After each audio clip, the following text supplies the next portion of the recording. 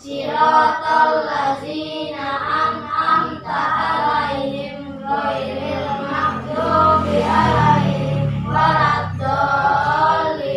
Amin. Assalamualaikum warahmatullahi wabarakatuh. Waalaikumsalam warahmatullahi wabarakatuh. Baik, hari ini ada yang tidak hadir? Hadir semua ya? Hadir. Ibu absen ya? Nuha, Hadir. Haldan, Hadir. Kais, Hadir. Reza, hadir. Rian, Hadir. Rizky. Hadir. Baik, jadi hadir semua. Semoga kita selalu dalam lindungan Allah.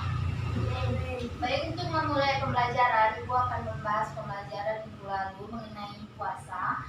Di sini, oh iya, Ibu mau bagi dulu.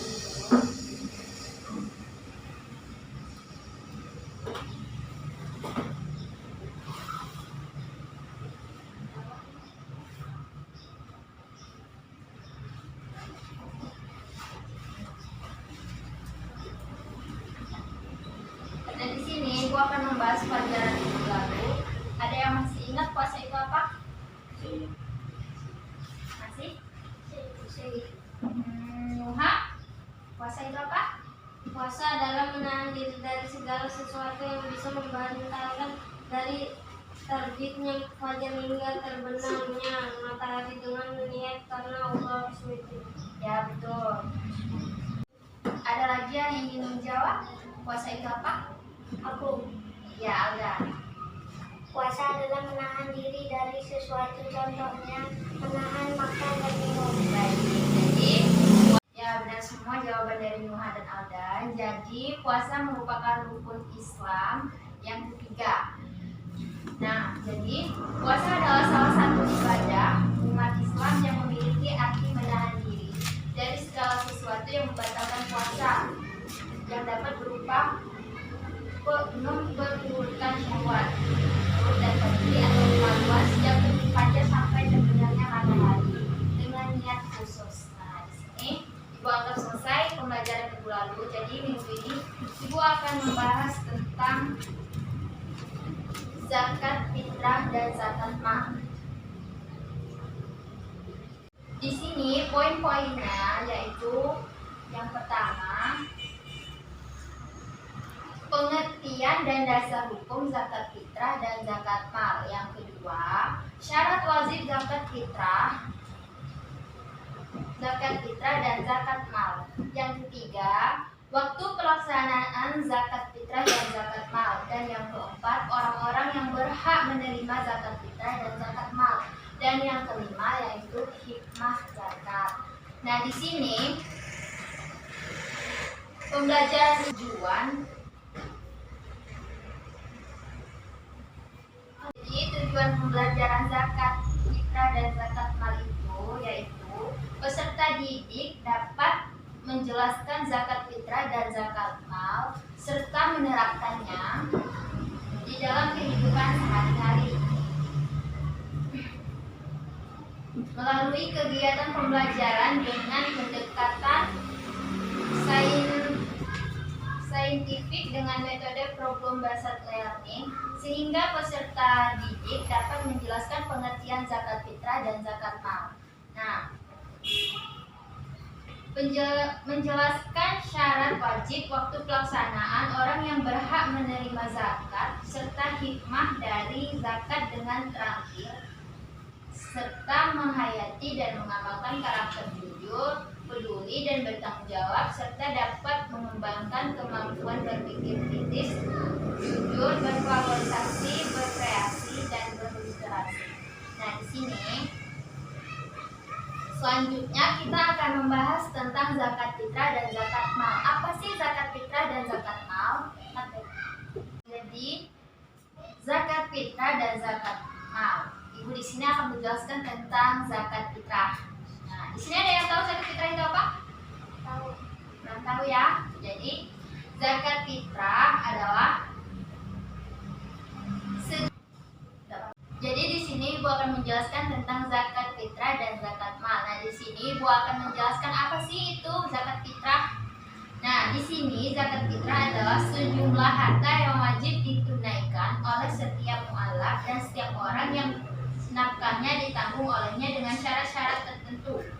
Zakat fitrah dikeluarkan oleh setiap umat Islam yang hidup sebagian bulan Ramadan dan sebagian bulan Syawal. Hukum zakat fitrah wajib bagi umat Islam, baik laki-laki maupun perempuan, besar kecil, merdeka maupun hamba. Yang dikeluarkan di dalam zakat fitrah adalah makanan pokok yang mengenyangkan. Menurut tiap-tiap tempat atau negara sebanyak 3,1 liter atau 2,5 kilo. Nah, atau bisa diganti dengan uang senilai 3,1 liter atau 2,5 kilo makanan pokok yang harus dibayar. Zakat mal, sedang pengertian yang Ibu jelaskan tadi yaitu pengertian zakat fitrah. Nah, untuk pengertian bahasa Arab, zakat mal berarti harta. Jadi Ibu akan bahas tentang pengertian zakat mal. Nisha, itu zakat mal. Ibu akan menjelaskan tentang zakat mal. Jadi zakat mal dalam bahasa Arab, mal itu berarti harta. Nah, jadi zakat mal adalah zakat kekayaan yang harus dikeluarkan dalam jangka 1 tahun sekali, yaitu sudah memenuhi nisab, mencakup hasil pemiagaan atau pertanian, pertambangan, hasil laut, hasil ternak, hasil temuan emas dan perak, serta hasil kerja atau profesi. Masing-masing tipe memiliki perhitungannya sendiri-sendiri. Jadi di sini Ibu udah menjelaskan tentang pengertian zakat fitrah dan zakat mal. Yang poin kedua, syarat wajib zakat fitrah dan zakat mal. Nah, di sini syarat wajib zakat fitrah yang pertama beragama Islam. Nah, yang kedua lahir dan hidup sebelum terbenam matahari pada hari penghabisan bulan Ramadan. Yang ketiga, mempunyai kelebihan harta dan keperluan makanan untuk dirinya sendiri dan wajib dinafkahi baik manusia ataupun binatang pada malam hari raya dan siang harinya. Yang tidak mempunyai kelebihan seperti itu, maka boleh penerima dari orang lain sehingga dia dapat membayar zakat dan mempunyai persediaan makanan. Nah, di sini untuk syarat wajib zakat fitrah sudah dijelaskan. Yang kedua, Ibu akan menjelaskan tentang syarat wajib zakat mal. Nah, di sini syarat wajib zakat mal yang pertama itu Islam. Yang kedua, merdeka atau bukan budak. Yang ketiga, hak milik yang sempurna. Yang keempat, telah mencapai nisab. Yang kelima, masa memiliki sudah sampai 1 tahun atau selain tanaman dan buah-buahan. 6. Lebih dari kebutuhan pokok. Orang yang berzakat hendaklah orang yang kebutuhan minimal atau pokok untuk hidupnya terpenuhi terlebih dahulu.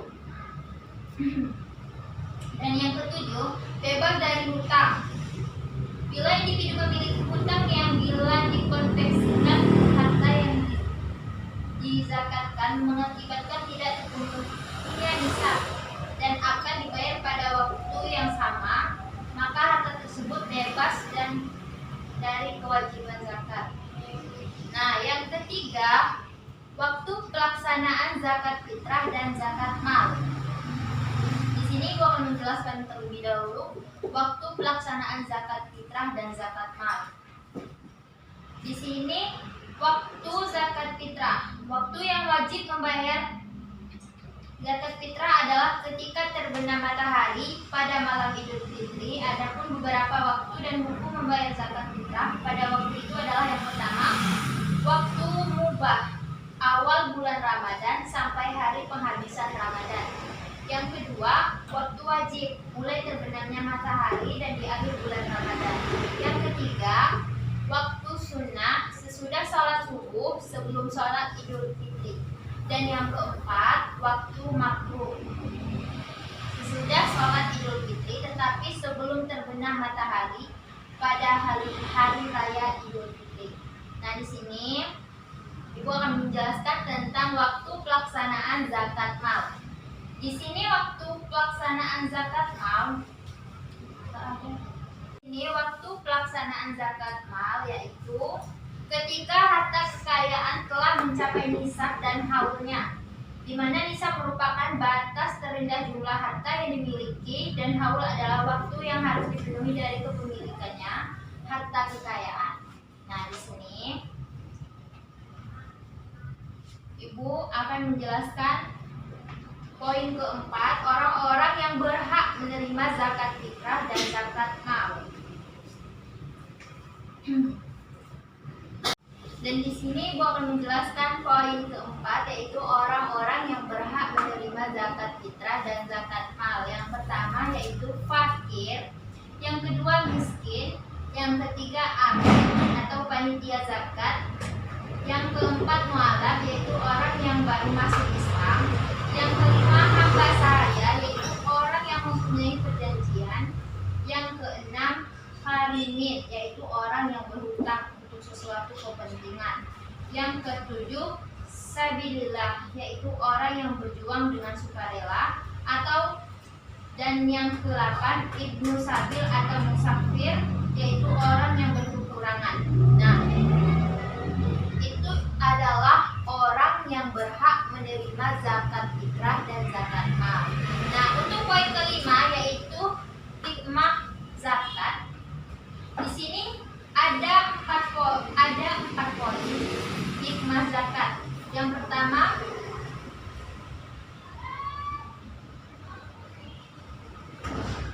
dengan berzakat berarti telah menjalankan salah satu dari rukun Islam yang mengantarkan seseorang hamba kepada kebahagiaan dan keselamatan dunia dan akhirat. Dan yang kedua merupakan sarana bagi hamba untuk takarrub atau mendekatkan diri kepada Robnya, akan menambahkan keimanan karena keberadaannya yang membuat beberapa macam ketaatan.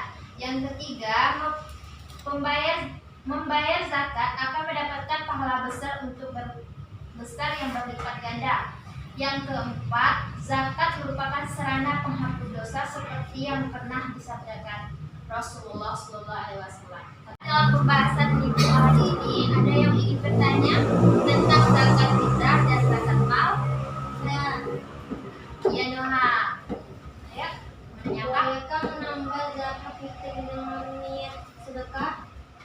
Bolehkah menambah zakat fitri dengan niat sedekah? Jawabannya boleh. Diperbolehkan bagi seseorang untuk menambah zakat fitri dengan berniat sedekah pada tambahannya itu. Nah, dari dalil ini ada yang dilakukan oleh sebagian orang sekarang ini yang berkewajiban 10 takar zakat fitri misalnya.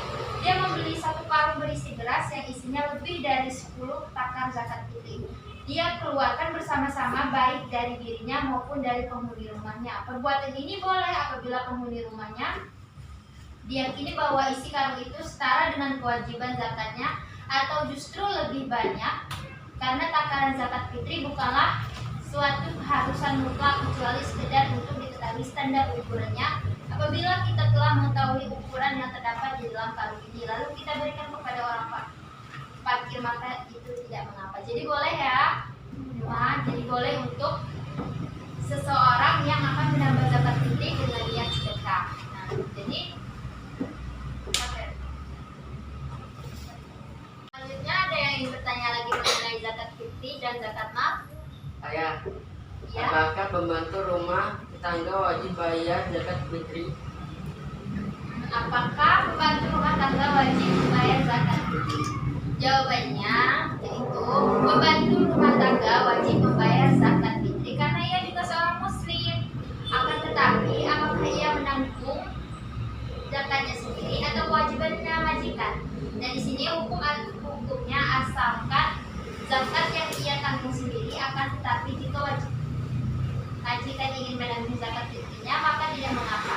Dan di sini jika pembantunya seorang muslim, zakatnya harus wajib dibayar. Ngerti? Nah, ada yang ingin bertanya lagi? Sudah? Sudah. Nah,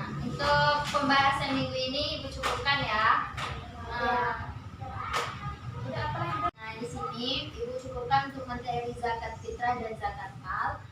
Semoga kita bisa bertemu lagi di minggu depan. Ibu akhiri, wassalamualaikum warahmatullahi wabarakatuh. Waalaikumsalam warahmatullahi wabarakatuh.